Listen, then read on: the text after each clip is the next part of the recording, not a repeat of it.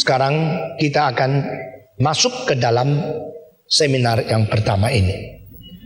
Seminar kali ini adalah berjudul Sifat dan Karya Kristus. Siapakah Kristus? Ini merupakan sesuatu tema yang paling kontroversial. Waktu Kristus berada di dalam dunia, dia mempunyai pencinta, pengagum yang luar biasa. Sampai pada waktu dia mati di atas kayu salib, mereka tidak takut bahaya, tetap mengelilingi dia. Saudara-saudara, tetapi pada waktu Kristus berada di dunia, ada orang yang begitu membenci dia sampai dia tidak dibawa ke tempat kematian. Mereka tidak akan melepaskan dia, karena mereka rasa mereka sangat tersinggung dengan keberadaan dan dengan kata-kata yang diucap oleh dia. Di dalam buku dari seorang teolog yang bernama Richard Niebuhr, buku yang dengan judul Christ and the Culture, Kristus dan kultur, Kristus dan kebudayaan. Di dalam buku itu ada satu kalimat yang begitu menarik perhatian saya. Dia mengatakan, apakah sebabnya orang Yahudi harus membunuh Kristus? Bukankah Yesus orang Yahudi? Bukankah Yesus orang Ibrani yang dilahirkan di dalam silsilah yang terbukti dia sah, dia orang Yahudi? Dan sebenarnya kalau kita mau mengaku, tidak ada orang Yahudi yang pernah mempunyai pengaruh lebih besar dari pengaruh Kristus dalam sejarah. Tetapi mengapa orang Yahudi harus membunuh orang Yahudi ini di atas kayu salib? Mengapa dibunuh dengan tangan orang-orang Romawi yang begitu kejam? Mengapa dibunuh dengan cara begitu mengejikan? Dipaku di atas kayu salib. Richard Niebuhr berpendapat, dan saya setuju, karena Kristus kalau berada, berarti ancaman untuk orang-orang Yahudi adalah di dalam kebudayaan mereka seolah-olah harus mati. Jikalau Kristus berada, kebudayaan Yahudi harus mati. Jikalau mau mempertahankan kebudayaan Yahudi, Kristus harus mati. Di antara kedua ekstrim ini, bagaimanakah kita bisa menyeimbangkan? Orang Yahudi mengambil satu kesimpulan terakhir, bunuh dia di atas kayu salib supaya mempertahankan kebudayaan Yahudi. Saya tidak tahu sampai di mana terjadinya sesuatu konflik yang kita tidak sadar, sehingga ada detik-detik tertentu kita merasa keberadaan Kristus sangat mengancam keberadaan kita. Saya tidak sadar, apakah saudara pernah menemukan ada momen-momen seperti itu, sehingga Yesus yang engkau rindu, Yesus yang engkau puji, Yesus yang engkau berbakti dan engkau ikut dan orang lain berdoa kepadanya setiap minggu, pada saat-saat tertentu menjadi satu ancaman bagi dirimu, sehingga engkau menyesal engkau menjadi orang Kristen. Atau engkau merasa ada kesulitan terlalu besar pada saat itu tetap mengaku kekristenan.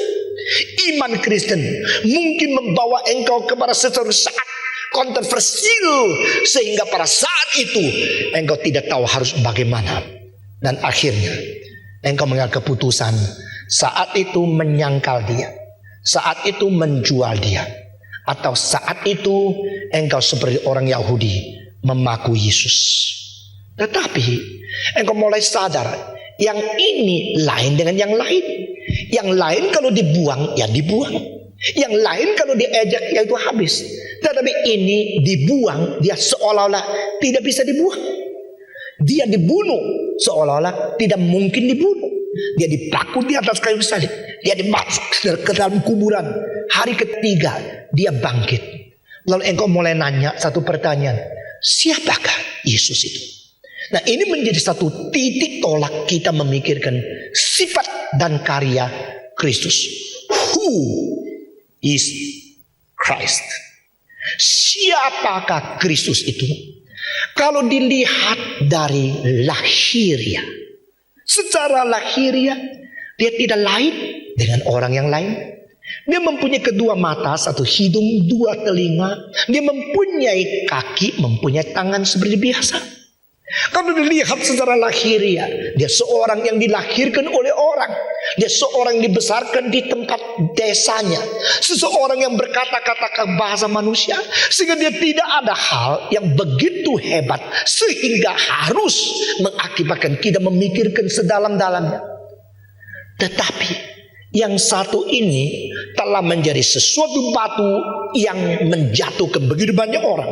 Telah menjadi sesuatu daya tarik yang mengagumkan begitu banyak orang. Dan juga menjadi sesuatu tanda tanya yang memusingkan begitu banyak orang. Siapakah Kristus?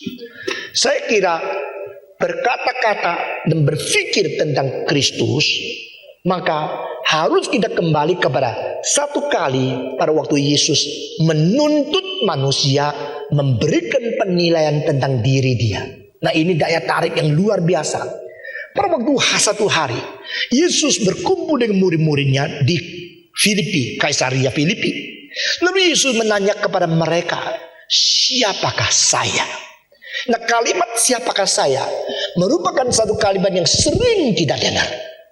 Dan kita sendiri pun sering tanya kepada diri kita, who am I? Siapakah saya?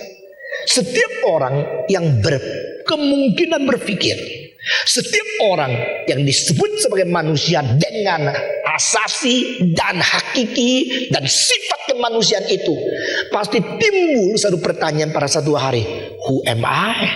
Siapakah saya? Tetapi di dalam pertanyaan ini mempunyai 3 pertanyaan yang kecil. Siapakah saya? Pertanyaan ini mengandung pertanyaan kecil yang pertama, siapa yang tanya?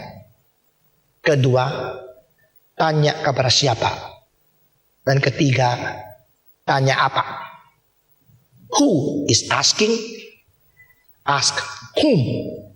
And what is asked? Siapakah saya? Di dalamnya ada 3 pertanyaan. Siapa tanya? Jawab, saya tanya. Tanya siapa? Jawab, tanya saya. Tanya apa? Jawab, tanya saya siapa? Jadi di belakang pertanyaan besar ini ada 3 pertanyaan kecil. Di situ kita melihat kesulitan terjadi karena ada sesuatu campuran antara subjek dan objek. The mixture between the subject and the object in this asking event.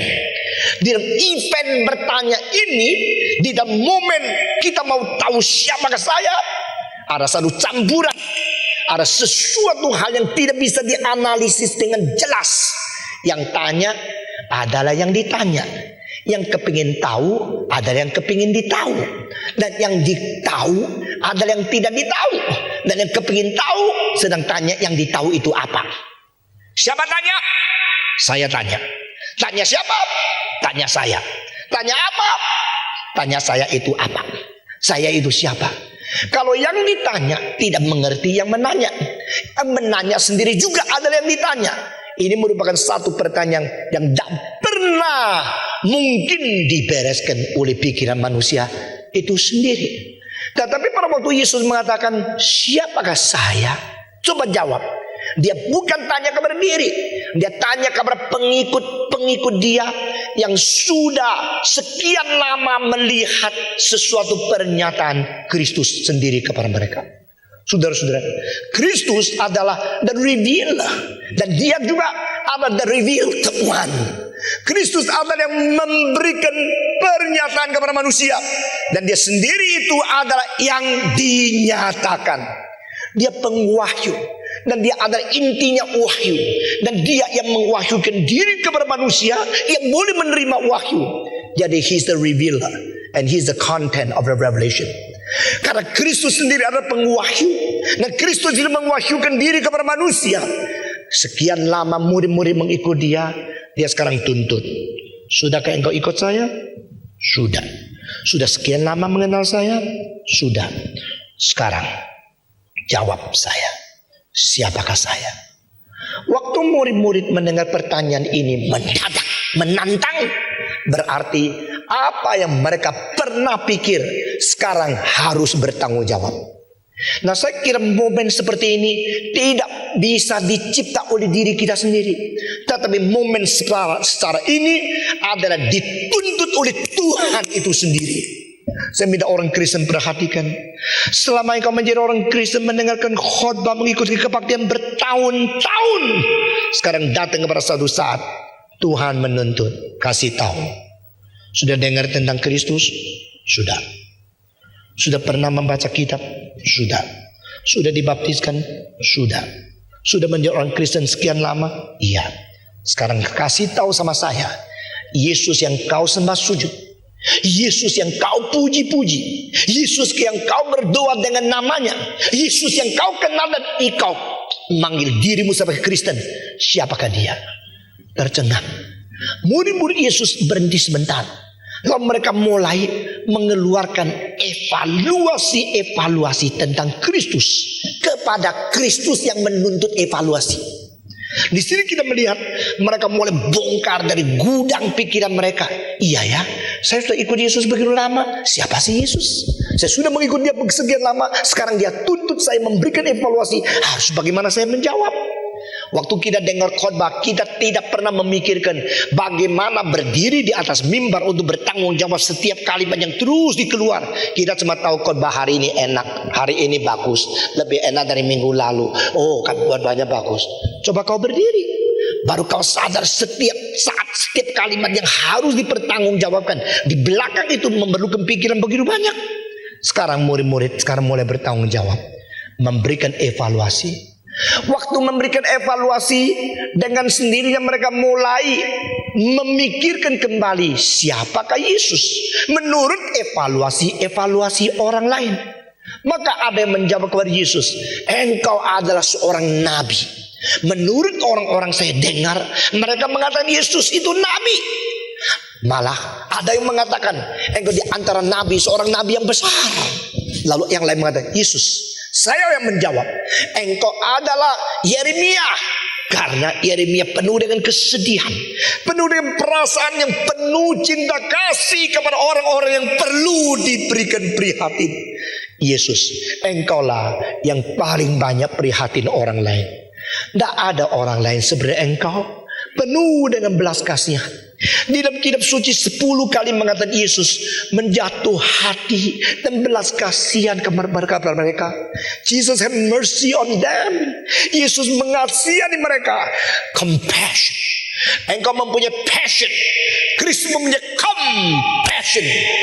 Dia sehati di dalam menangisi bagi mereka yang nangis. Dia sehati, dia mengerti kebutuhan mereka yang butuh. Dia sehati dalam kesedihan bagi mereka yang sedih. Yesus mempunyai compassion. Inilah syarat yang menjadikan engkau agung.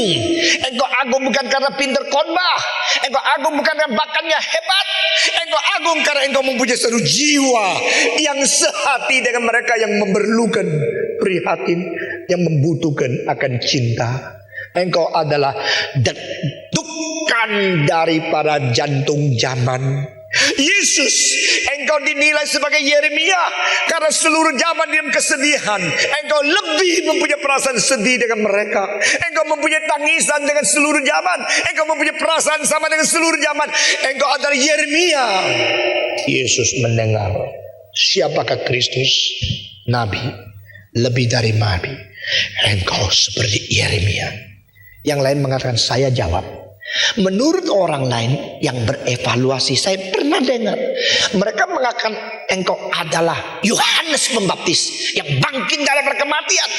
Oh, bukankah Yohanes Pembaptis sudah dipenggal kepalanya? Bukankah Yohanes Pembaptis sudah dibunuh oleh Herodes? Tetapi kuasa Tuhan begitu besar sehingga Tuhan mau mengajar kepada Herodes yang berani membunuh hamba Tuhan, bangkitkan dia, dan dia adalah engkau. Engkau dikatakan orang adalah Yohanes Pembaptis yang bangkit. Who am I according to you? Nah, di sini saya sangat tertarik karena saya sudah mengajar di sekolah teologi 25 tahun. Saya sudah diundang menjadi guest lecturer di Graduate School of Theology, baik di Hong Kong, baik di Taiwan, baik di Trinitas, di Singapura dan di tempat-tempat yang lain. Saya melihat segitu banyak pemuda-pemudi yang belajar kristologi, belajar tentang Tuhan. Mereka bukan langsung belajar dari Tuhan, mereka belajar daripada orang-orang lain tentang Tuhan. Lalu mereka mulai kutip buku. Menurut Karbar, Yesus begini. Menurut Brunner, Yesus begini. Menurut Bultmann, Yesus adalah siapa? Menurut Peinenberg, menurut akan Moltmann, menurut akan Keiseman, menurut orang di Jerman, menurut orang di Perancis, menurut orang di negara-negara yang lain, Yesus adalah ini, adalah ini. Lalu setelah mereka pandai mengkutip dari orang lain, waktu ditanya, kalau menurut kamu bagaimana? Oh, ini akademis. Jadi kalau akademis nggak boleh menurut aku, masih menurut tokoh-tokoh yang besar. Sudah terbiasa teologi menjurus kepada kutip mengutip, tetapi akhirnya sendiri kehilangan di dalam kekutipan itu. Pada waktu tidak mengutip ini, mengutip itu, akhirnya tidak sendiri, tidak bertanggung jawab tentang apakah kepercayaan kita. Tapi saya berkata kepada saudara, kecuali saudara bertanam, menanamkan imanmu di dalam firman dengan pengenalan sendiri siapakah Kristus, belum pernah engkau mempunyai kekuatan yang cukup untuk bersaksi bagi dia. Yesus menuntut, menurut kamu siapakah saya? Baru tahu mereka semua bungkam, semua tidak bisa jawab. Di Jakarta orang Kristen berapa banyak? Saya sangat memprihatin. Saya ingin mengetahui. Akhirnya baru minggu lalu saya beli satu buku. Saya langsung membaca satu laporan yang resmi dari pemerintah Jakarta. Penduduk yang ada termasuk pengunjung yang berada di sini 9,2 juta, bukan 7,8 juta. Saya setuju. Dari dulu saya kira paling sedikit 9 sampai 10 juta. Saya dapat buku yang paling baru itu. Lalu saya baca lagi. Orang Kristen di Jakarta 7,9%. Saudara-saudara, ini banyak. Kalau 9 juta, 7,9% atau 8% berarti berapa? 720 ribu orang Kristen. 720 ribu orang Kristen. Satu-satu ditanya, siapakah Kristus? Coba tulis. Mungkin sebagian mengatakan, Yesus adalah dokter yang paling baik. Kalau saya nilu langsung doa kepada dia. Sebagian lain kalau ditanya, siapakah Kristus? Yesus ahli sulapan. Kalau saya ada kesulitan, dia jalankan segala keadaan yang mujarab. Yang lain akan tulis, Yesus adalah hakim. Karena setiap kali saya salah dipukul setengah mati. Ada orang akan dikatakan, siapakah Yesus? Dia menjawab, dia adalah mak complang. Karena selalu carikan jodoh bagi orang muda. Siapakah Yesus? Yesus adalah ahli magic. Dia bisa bikin saya kaya. Saudara-saudara, lalu saya mau tanya di dalam speak ini, siapakah Yesus Kristus? Bagaimana kalau saya berhenti khotbah di sini? Bagaimana kalau saya suruh panitia membagikan kertas? Bagaimana kalau saya suruh saudara jangan pulang sampai tulis apakah Yesus menurut kamu? Lalu besok tidak khotbah lagi. Kita baca satu persatu hasil sensor orang Kristen yang ikut di dalam speak ini. Lalu kita baca sampai semua, mungkin 3.500, mungkin 4.000 orang, semua kita baca selesai. Baru engkau tahu apa artinya simpang siurnya kekristenan zaman ini. Saudara-saudara, siapakah Kristus? Tidak peduli. Mengapa mesti memikirkan hal ini? Siapa Yesus? Siapakah Kristus? Tidak peduli. Pokoknya saya menjadi orang Kristen bisa kaya. Pokoknya saya menjadi orang Kristen sakit bisa sembuh. Pokoknya saya menjadi orang Kristen ikut rame-rame persekutuan doa. Lalu saya sudah dapat kepuasan emosi. Pokoknya kalau Sabtu, kalau Jumat, kalau hari Senin, Selasa, Rabu, Kamis, Sabtu, Jumat sudah capek. Minggu itu ke gereja itu saja Kristen. Yang lain tidak peduli. Tak pernah engkau memikir dengan baik siapakah Kristus? Apakah artinya mengikut Kristus? Mengapa harus memilih menjadi orang Kristen? Bukankah banyak orang juga mempunyai agama-agama yang lain? Mengapa harus Kristen? Mengapa menjadi orang Kristen? Mengapa mengikuti Yesus Kristus? Coba tulis. Coba jawab. malam ini sebelum kamu tidur, saya minta sudah berlutut.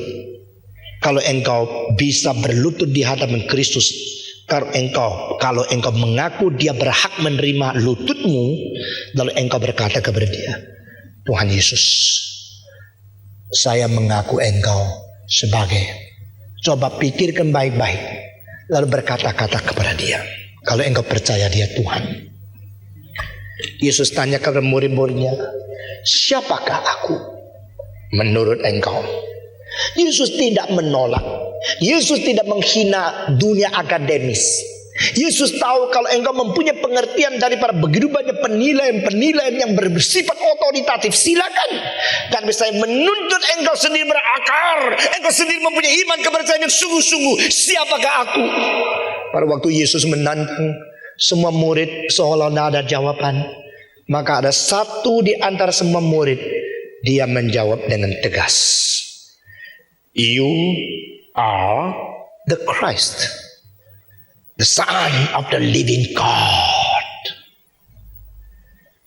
Kalimat yang keluar dari mulut Petrus ini adalah kalimat yang saya anggap sebagai konfesi pertama di dalam sejarah gereja. The first confession about who is Christ in the church history. Di dalam sejarah gereja, orang pertama yang di hadapan umum mengaku siapakah Yesus Kristus adalah Petrus. You are the Christ, the Son of the living God. Kalimat ini keluar dari mulut Petrus ini tidak gampang. Karena apa? Karena Petrus bukan seorang terpelajar yang tinggi. Petrus bukan seorang pengikut daripada mereka ahli Taurat yang ketat. Petrus hanyalah seorang yang menangkap ikan, seperti mereka yang menangkap ikan di Sunda Kelapa. Saudara-saudara, seorang nelayan biasa yang tidak ada uang banyak, yang tidak kedudukan, yang tidak kemuliaan, yang tidak ada jabatan di masyarakat, seorang biasa, seorang rakyat jelata.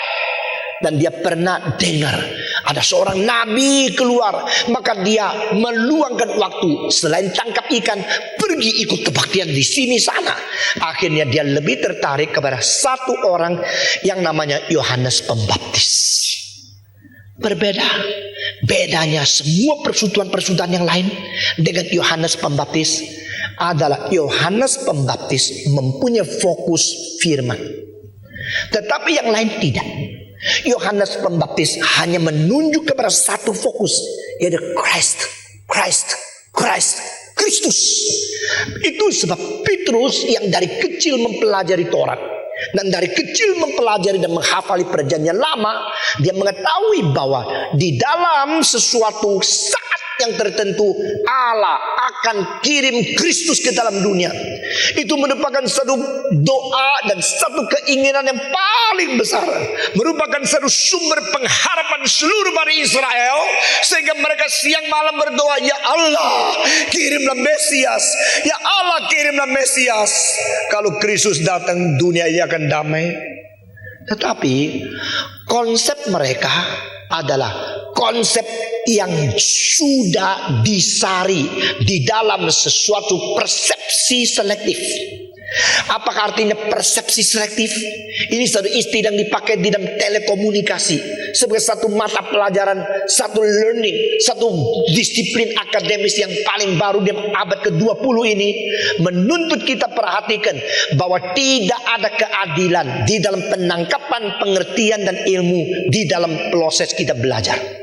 Maksudnya, waktu kita belajar sesuatu, mau tidak mau kita dipengaruhi oleh satu sistem penyarian, sehingga waktu kita belajar langsung ada hal yang kita tangkap, yang kita terima sesuai dengan sesuatu keadaan otomatis di pikiran kita. Nah saudara-saudara, kalau sama-sama kita melewati satu jalan, umpama berjalan di department store, setelah keluar engkau tanya, apa yang kau lihat? Seorang mengatakan, saya baru tahu orang Jakarta sepatunya semua lain sama orang Cirebon. Yang lain tak tahu, pokoknya saya perhatikan sepatu.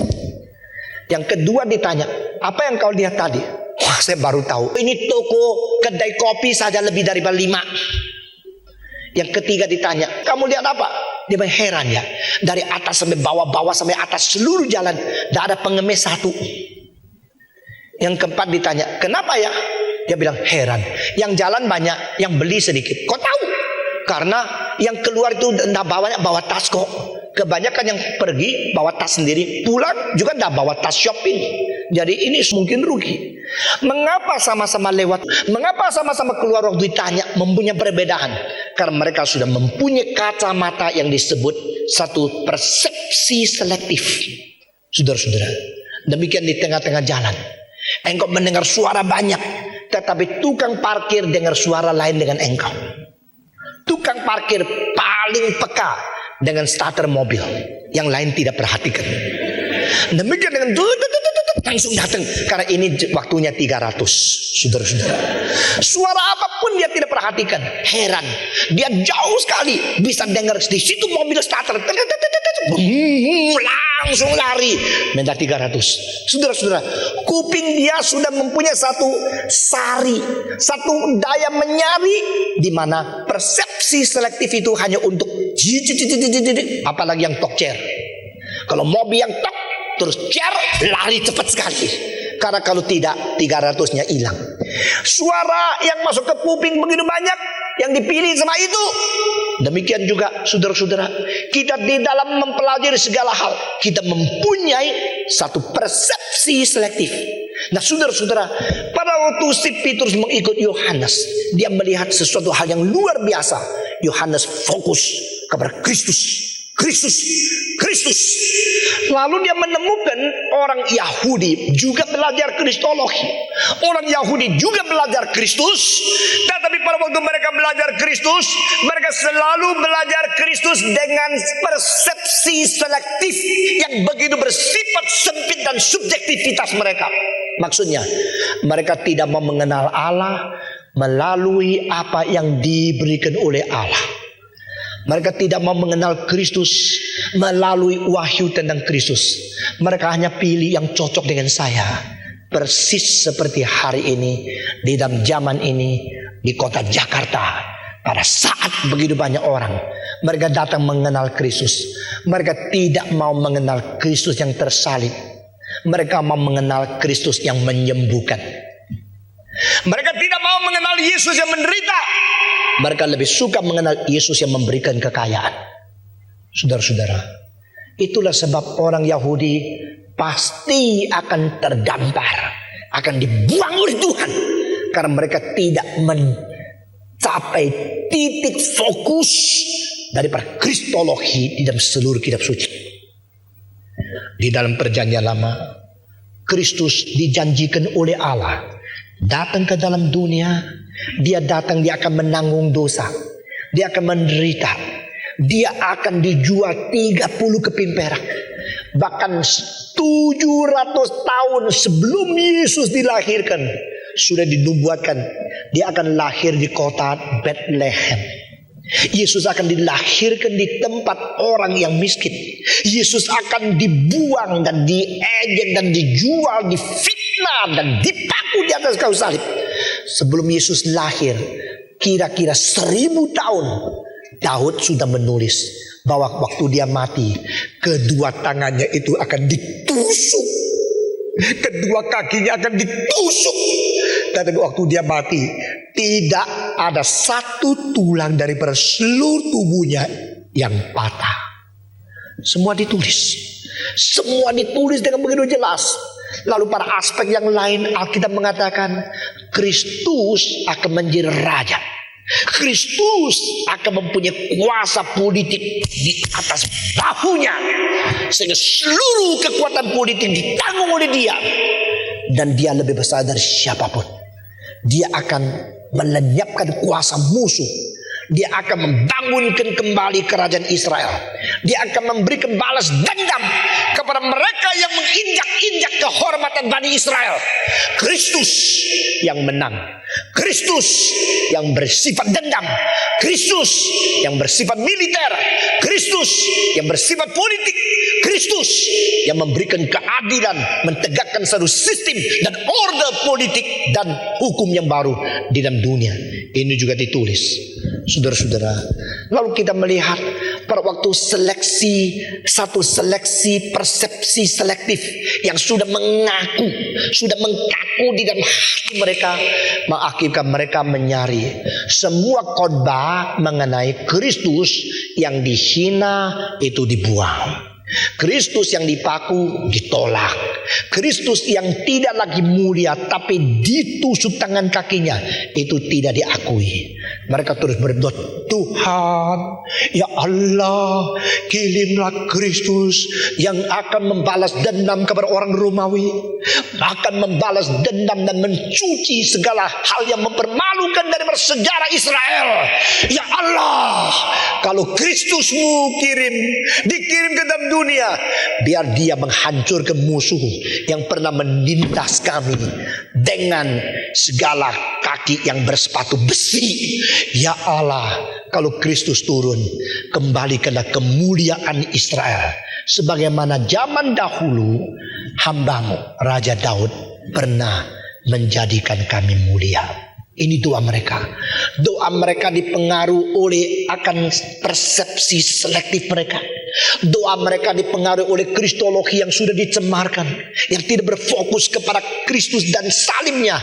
Itu mengakibatkan, saudara-saudara, Tuhan Allah tidak memakai Yohanes Pembaptis di Yerusalem. Tuhan Allah memakai Yohanes Pembaptis di luar sungai Yordan. Nah, hal ini saya sangat tertarik karena Lukas pasal 3 mencatat pada saat siapa menjadi raja, siapa menjadi raja, siapa menjadi raja. Pada saat siapa menjadi gubernur, siapa menjadi pembesar. Pada saat siapa menjadi imam besar, siapa menjadi imam besar. Di situ satu keganjilan yang luar biasa. Karena politik seperti beres, tapi agama tidak beres. Maksudnya satu zaman, satu tempat, satu gubernur. Yaitu pada waktu seharusnya Pilatus menjadi gubernur, orang lain tidak boleh menjadi gubernur. Tetapi pada waktu satu orang menjadi raja, orang lain juga menjadi raja. Ini berarti negara itu sudah pecah. Sehingga politik Romawi lebih beres dari politik domestik. Politik yang berada di tanah Israel sudah bercabang sehingga saat yang sama 3 raja. Saudara-saudara, Herodes menjadi raja dan juga ada raja-raja yang lain. Tetapi ini semua mungkin terjadi karena memang dunia ini kotor. Tetapi satu hal yang tidak boleh terjadi, saat yang sama 2 imam besar. Saudara-saudara, pada waktu terjadinya hal yang tidak beres di dalam agama seperti begini, Tuhan menurunkan rohnya kepada Yohanes Pembaptis. Dan Yohanes Pembaptis tidak berkhotbah di mimbar yang bagus. Dia tidak berkhotbah di dalam gereja yang gede. Dia tidak berkhotbah di dalam satu organisasi yang kuat. Tuhan turunkan rohnya untuk dia pergi cari tempat yang tidak ada orang. Dan di situ mulai satu gerakan yang baru.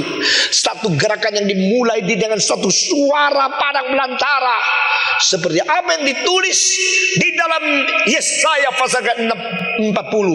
Ada suara manusia yang berteriak di padang belantara. Bukan di depannya mikrofon, bukan dengan speaker-speaker yang besar, bukan di gedung-gedung yang terkenal, tapi ada suara manusia yang berteriak di padang belantara. Itu akhirnya digenapi di dalam diri Yohanes Pembaptis. Nah, Petrus yang adalah seorang nelayan, Petrus adalah seorang penangkap ikan yang tidak terkenal oleh siapapun. Dia mempunyai satu kelebihan yang saya minta saudara perhatikan. Banyak orang yang sekarang tidak dikenal oleh orang, mungkin beberapa puluh tahun lagi menjadi orang penting di dalam kerajaan Allah. Banyak orang yang semua berfokus kepada mereka, orang-orang kaya, orang-orang yang hebat, orang-orang berkedudukan tinggi. Mungkin 30 tahun lagi mereka hanya bisa ditemukan di dalam neraka. Saudara-saudara, Petrus yang seorang nelayan biasa, dia mulai tertarik bukan dengan sesuatu persepsi selektif yang sudah disari oleh kemauan subjektivitas orang Yahudi, tetapi dia tertarik dengan sesuatu kristologi yang benar, kristologi yang lengkap, dan kristologi yang balance, yang seimbang di dalam kitab suci. Dia memperhatikan khotbah daripada Yohanes Pembaptis yang mengatakan, "Behold the Lamb of God." Lihatlah domba Allah. Pagi ini saya berkhotbah kepada kira-kira 11.000 anak-anak. Saya berkata, Tuhan berkata kepada Adam, "Kau kalau makan buah itu, kau harus mati." Akhirnya setelah Adam makan, yang mati bukan Adam, tapi ada binatang-binatang yang dibunuh oleh Allah dengan tangan pencipta itu sendiri. Dari mana kita mengetahui? Karena sebelum Adam diusir dari tanah Eden, maka Adam dipakai pakaian kulit. Dari mana pakaian kulit? Berarti ada binatang yang mati. Kalau binatang itu mati, untuk apa? Untuk membuktikan tanpa kematian dan pengaliran darah domba Allah, tidak ada pengampunan dosa bagi mereka yang menerima keselamatan. Saudara-saudara, nah hal-hal semacam demikian sangat menarik, sehingga si Yohanes Pembaptis sudah melihat dengan jelas Kristus adalah domba Allah yang dijanjikan itu. Christ is the substitution. Christ is the one who replaced our sins to be punished by God. Christ is the one who is prepared to be the savior of the world. Behold the Lamb of God who takes away the sins of the world. Ini semua masuk. Jadi khotbah-khotbah yang muluk-muluk tidak masuk. Khotbah-khotbah yang sudah diseleksi secara teologis tidak masuk. Tapi khotbah yang langsung fokus ke dalam diri oknum Kristus yang akan mati mengganti dosa seluruh manusia, langsung masuk ke dalam pikiran daripada si Petrus. Itu sebab pada waktu Yesus menanya, "Menurut kamu siapakah aku?" Dia langsung menjawab dengan konfesi yang tepat. "You are the Christ, the Son of the living God." Engkaulah Kristus, engkau anak daripada Allah yang hidup. The first confession in the church history. Pengakuan kristologi yang tepat dan singkat, yang pertama dan betul-betul dinamis, yang akurat di dalam sejarah gereja. Waktu Tuhan Yesus mendengar kalimat Petrus ini, saya kira dia puas luar biasa. Selama begitu lama melayani, selama begitu lama khotbah, dia tidak bisa menerima kalau murid-murid yang dekat dengan dia itu tidak mengerti. Tetapi hari ini dia menerima satu pengakuan yang tepat. Yesus langsung menjawab Petrus dengan kalimat, "Simon, Simon bin Yunus." Artinya, anak daripada Yunus yang namanya Simon ini. Engkau berbahagia karena apa yang kau jawab itu bukan dari manusia, bukan ditunjuk oleh manusia yang berdaging dan darah, tetapi apa yang kau jawab itu adalah sesuatu pengwahyuan daripada Allah yang berada di surga. You are revealed not by man, you are revealed by God, your heavenly Father. Pada waktu Yesus memberikan materai konfirmasi kalimat konfesi pertama itu, saudara-saudara, saya kira hati dia puas. Jikalau akhirnya ada satu orang mengenal dia begitu tepat, dia rasa dia tidak sia-sia hidup melayani zaman itu. Kadang-kadang saya melihat setelah 35 tahun saya melayani zaman ini, begitu sedikit orang yang mengenal doktrin yang benar. Saya menggelengkan kepala. Tapi kadang-kadang saya melihat ada anak-anak muda yang mau bekerja sampai malam, sampai tidur di sini, sampai tidak pulang demi membesarkan pekerjaan Tuhan. Saya cucurkan air mata dan saya puas. Ada orang yang mengerti apa yang kita kerjakan dengan sungguh-sungguh. Saudara-saudara, pada waktu mulut confession, mulut yang mengaku Kristus itu keluarkan kalimat-kalimat yang tepat, Yesus tidak pernah meremehkan. Para doktrin-doktrin yang benar sudah keluar dari para pengakuan iman engkau. Sungguh-sungguh itu adalah sari, sungguh-sungguh itu adalah satu kristalisasi dari iman kepercayaan engkau tentang Kristus. Kristus bukan saja tidak meremehkan, Yesus memberikan konfirmasi, ini bukan dari manusia, ini dari Allah. Baru pada saat itu Kristus memberikan pengwahyuan tahap kedua, yaitu didirikan gereja di dunia. Sekarang saya minta perhatikan kalimat di bawah ini. Tidak seharusnya terjadi gerakan penginjilan yang tidak ada doktrin. Tidak seharusnya terjadi didirikannya gereja yang tidak konfesi. Jikalau gereja hanya karena rame-rame membawa orang lain mengenal Yesus, tapi tidak tahu apa yang akan didirikan, seharusnya tidak terjadi. Karena Yesus begitu mengajar, begitu lama melayani, dia tidak mengatakan kalimat eklesia. Satu kali pun tidak keluar. Sampai pada confession, pengakuan kristologi yang tepat itu keluar mulut daripada Petrus. Baru Yesus mengatakan, sekarang saya akan dirikan gerejaku di atas dunia ini. Berarti gereja harus ada confession. Dan confession harus berfokus pada Kristus. Saudara-saudara, gereja disebut gereja Kristus. Gerejanya Tuhan. Gerejanya Tuhan yang sebagai Kristus. Jika gereja tidak mengaku Kristus sebagai Tuhan, sebagai juru selamat, sebagai fokus kepercayaan kita, gereja itu mau tidak mau pada satu hari harus tutup pintu sendiri. Saudara-saudara, begitu banyak orang percaya Yesus. Engkau bilang samalah, pokoknya bawa orang kepada Tuhan kok. Biarin apa yang mereka percaya. Pokoknya bawa orang menjadi orang Kristen, menjadi orang yang mengaku Yesus. Saya tidak mau. Saya mau tanya, mereka menjadi Kristen? Betulkah Kristen? Mereka mengaku Yesus? Betulkah Yesus? Mereka mengaku Yesus siapa? Yesus sebagai apa? Hanya mengaku Yesus sebagai pembagi roti, hanya mengaku Yesus sebagai pemberi berkat, hanya mengaku Yesus sebagai yang memberikan sumber anugerah, atau Yesus diakui sebagai seorang tabib saja, atau mengaku Kristus sebagai satu-satunya juru selamat yang diutus Allah ke dalam dunia. Kedua, kita melihat pada waktu Petrus mengatakan kedua kalimat itu, you are the Christ and you are the Son of the living God. Saya menangkap kedua kalimat itu dengan pengertian sejarah dan supra sejarah. Dua itu difokuskan menjadi satu.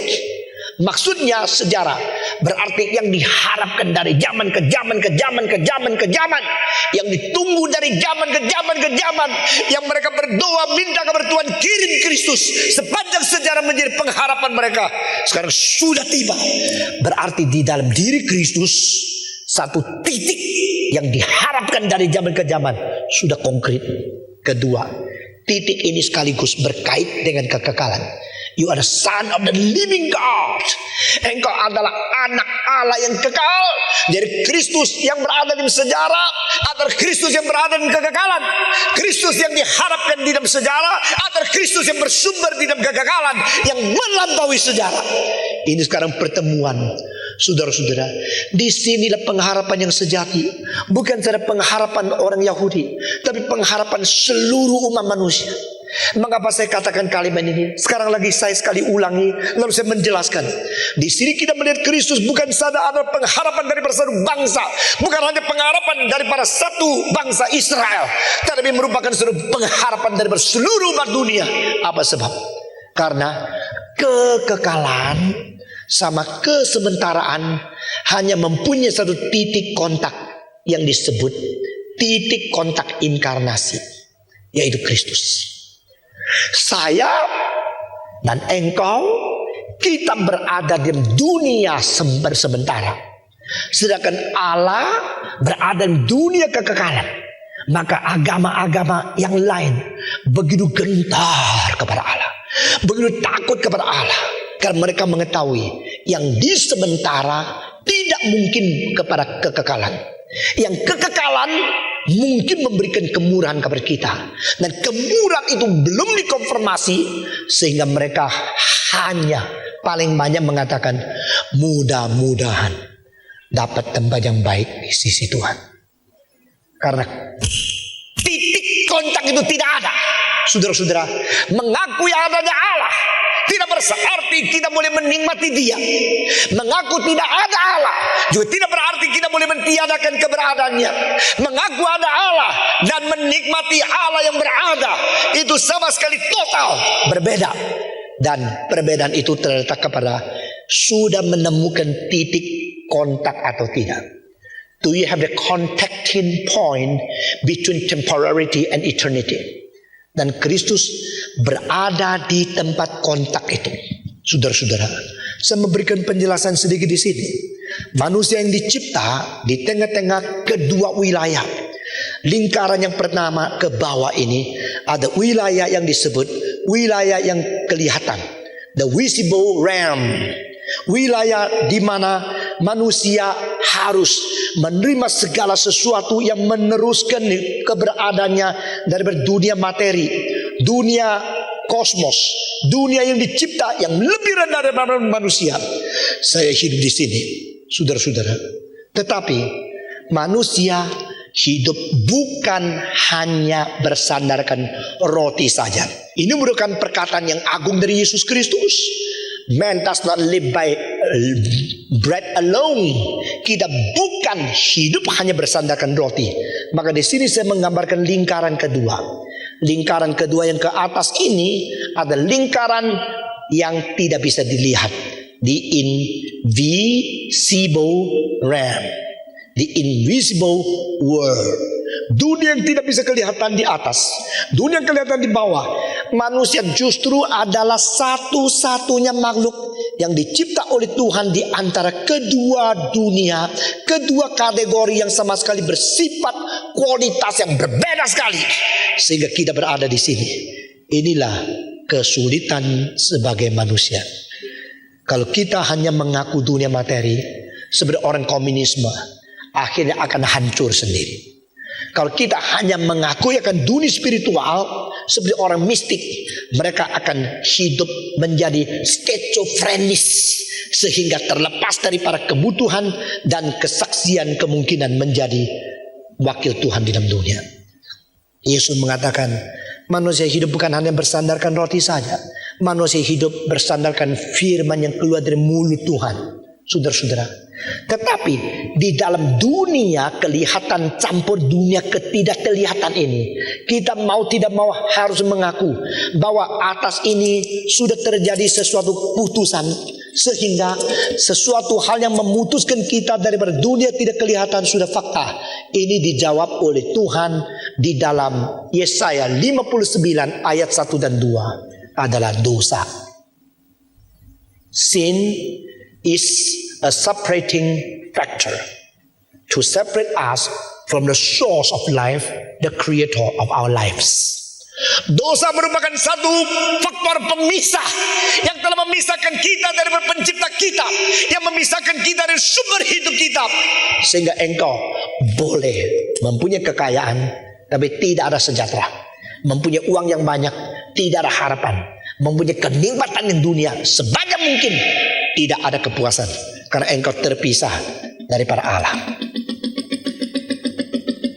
Saudara-saudara, selanjutnya kita lihat di bawah garis ini yang meskipun mempunyai unsur tidak kelihatan dan unsur rohani, kita sudah terlepas daripada kekekalan.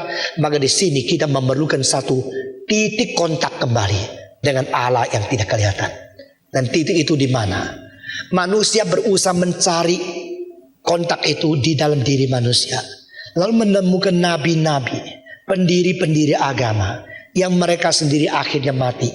Ini ketidakmungkinan merajalela sehingga mati dalam keadaan kekecewaan, putus asa dan tidak ada pengharapan apa-apa pun. Mereka mati dengan sendirinya tidak tahu kemana.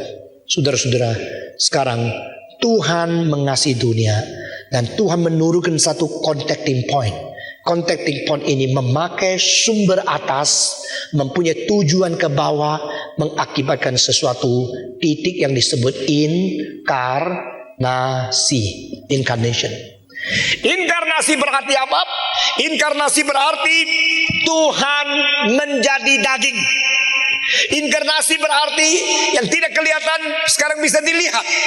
Inkarnasi berarti bahwa Allah menyatakan diri dalam keadaan tubuh manusia, hidup sebagai manusia. Dan saudara-saudara, inilah adalah titik fokus daripada kristologi. Kalau kita mengenal mengenai sifat Kristus, kita mau mengenai karya Kristus, kenal daripada connecting point ini, titik kontak ini. Di tengah-tengah kelihatan dan tidak kelihatan, ada satu titik kontak, yaitu Kristus. Bagi saya, pengakuan Petrus tentang siapakah Kristus, dia sudah begitu jelas. Dia sudah mencapai kepada pertemuan antara dunia di dalam satu titik kontak yang namanya Kristus. You are the Christ. You are the Son of the living God.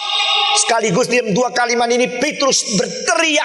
Petrus menyatakan suatu kristalisasi pengenalan Kristus dengan imannya yang berkata bahwa engkau yang ada di sejarah, juga engkau yang ada di kekekalan. Engkau yang diharapkan oleh setiap zaman, sekarang sudah tiba, dan tiba daripada kekekalan yang melampaui akan sejarah. Dua ini bertemu. Kalau engkau mempunyai pengenalan kristologi seperti ini, engkau tidak akan terjerumus seperti mereka yang tidak mengenal Kristus. Kalau mereka hanya mengenal Kristus sebagai perubahan daripada moral, mereka menganggap Kristus adalah seorang sosiolog yang besar, mereka menganggap Yesus adalah revolusionis di dalam politik, atau mereka menganggap Yesus adalah satu pemimpin agama yang paling jenius. Semua itu nihil.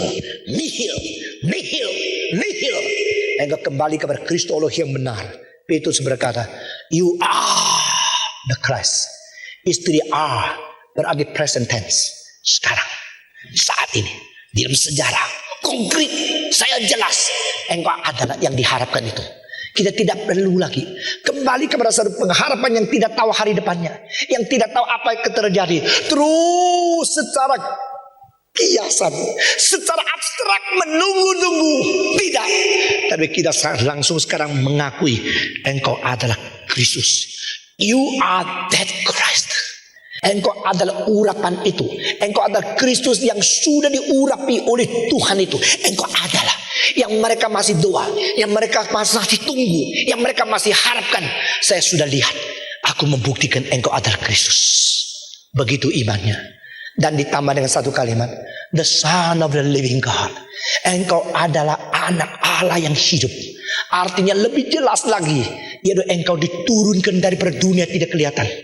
Engkau diturunkan dari dunia kekekalan, dan engkau sekarang wujud di dalam dunia kelihatan. Engkau wujud di dalam dunia sejarah. Inilah satu berkat begitu besar. Saya telah bertemu dengan Tuhan yang begitu prihatin kepada umat manusia. Saudara-saudara, sebenarnya sebelum Kristus sudah ada satu orang ucapkan kalimat yang mirip. Kira-kira 30 lebih tahun sebelum Petrus mengatakan kalimat itu, seorang tua yang bernama Simeon, waktu melihat Yesus yang bayi yang dipersembahkan di bait Allah, dia gendong dan mengatakan, ya Allah, engkau sudah boleh melepaskan hamba-Mu, karena hari ini dengan mataku sendiri aku sudah melihat keselamatan. Kalimat itu agung, karena kalimat itu sudah diurapi Roh Kudus, sehingga keluar dari bibir seseorang kalimat yang begitu tepat. I have seen your salvation. Aku sudah melihat keselamatanmu. Apa artinya? Simeon sama dengan orang Israel yang lain, siang malam berlutut berdoa berseru kepada nama Tuhan. Tuhan, selamatkanlah umatmu, tolonglah bangsamu.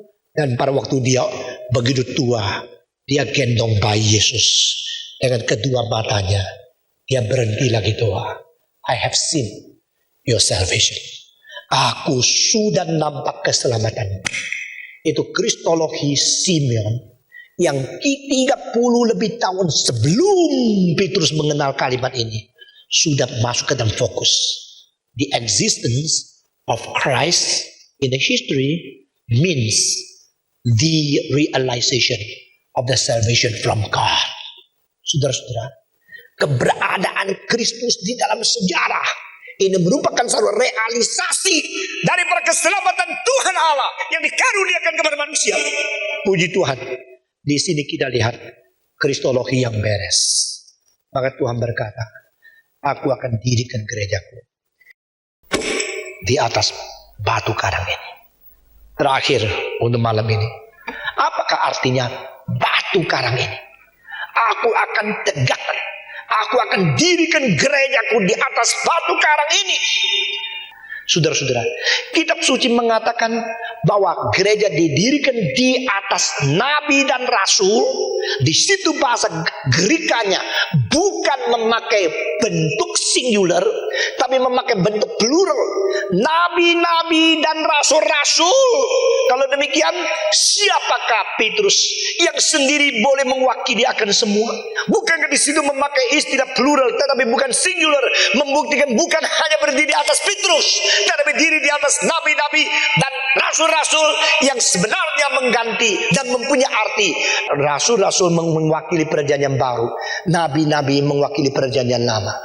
Maksudnya firman Tuhan perjanjian lama diwahyukan Allah kepada manusia melalui nabi-nabi. Kedua, firman Tuhan di dalam perjanjian baru diwahyukan Allah dengan Roh Kudus kepada manusia melalui catatan-catatan daripada rasul-rasul. Jadi para nabi dan para rasul ini berarti perjanjian lama dan perjanjian baru. Roh telah mewahyukan inspirasi sehingga yang perjanjian lama dan perjanjian baru seluruhnya kitab suci ini menjadi fondasi didirikannya gereja. Tetapi saya mau tanya, apakah fondasi ini final? Alkitab bilang tidak. Fondasi rasul dan nabi ini baru semifinal. Yang final itu apa? Didirikan di atas batu karang yang tidak berubah. Siapakah dia? Yesus Kristus. Ini tercantum di dalam Efesus pasal 2 ayat ke-19 dan 20. Saudara-saudara, gereja didirikan di atas nabi dan rasul, berarti gereja harus menuntut kepercayaan kita berdasarkan perjanjian lama dan perjanjian baru. Dan perjanjian baru semua difokuskan kepada satu batu yang adalah Petra. Itu siapa? Kristus. Sehingga Tuhan tidak katakan bahwa Petruslah rasul satu-satunya yang menjadi fondasi gereja. Tidak pernah. Pengakuan itu harus kita tolak, kita tidak terima. Dan kita kembali kepada kitab suci yang berkata bahwa Petrus, aku akan memberikan nama baru kepadamu, Petrus, bukan lagi Simon. Engkau adalah satu Petrus, satu batu di atas batu karang yang besar. Ia pengakuan kristologi. Puji Tuhan, saudara-saudara, kita masuk ke dalam gereja dan Kristus yang menjadi pangkalan. Di sini batu karang yang dari zaman ke zaman yang belum pernah berubah. Ini batu karang yang ditetapkan oleh Allah sebagai satu-satunya dasar di mana gereja boleh didirikan. Lalu di atas batu karang ini kita lihat fondasi di lapisan atas adalah perjanjian lama dan perjanjian baru. Perjanjian lama ditulis oleh para nabi. Perjanjian baru ditulis oleh para rasul. Lalu di atas ini terdirilah gereja Tuhan.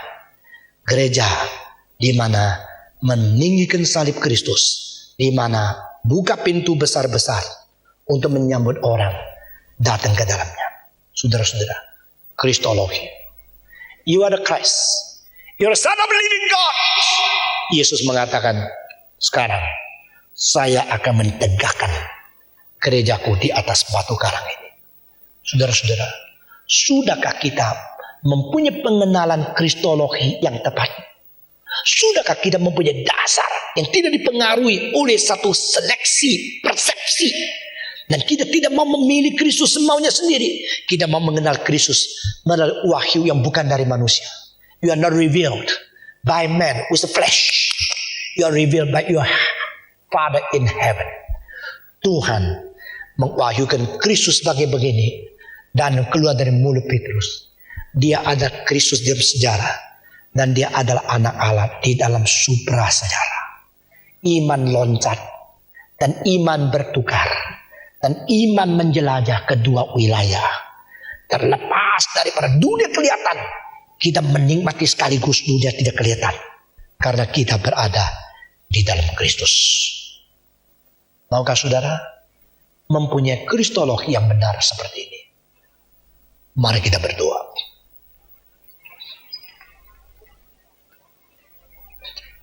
Bapa yang berada di dalam surga. Bapa yang berada di dalam kekekalan. Engkaulah Bapa yang tidak berubah. Engkau Allah yang tidak berubah. Engkau berada pada diri sendiri. Engkau bertergantungan pada diri sendiri. Dan engkau mempunyai sifat kekekalan yang ada pada diri sendiri yang memang kekal. Kami bersyukur. Kami berterima kasih. Kami berdoa ya Tuhan. Pada malam ini kami boleh mendapatkan sesuatu pengertian yang meneguhkan iman kami. Dan kami boleh mengatakan dengan sukacita dan dengan berani bahwa kami telah memiliki Kristus yang bersifat sejarah sekaligus bersifat supra sejarah di dalam kekekalan. Kiranya Tuhan, Engkau sendiri bekerja di hati kami, kuatkan kami, dan jadikan kami pengikut Tuhan yang setia. Dengar doa kami Tuhan. Amin.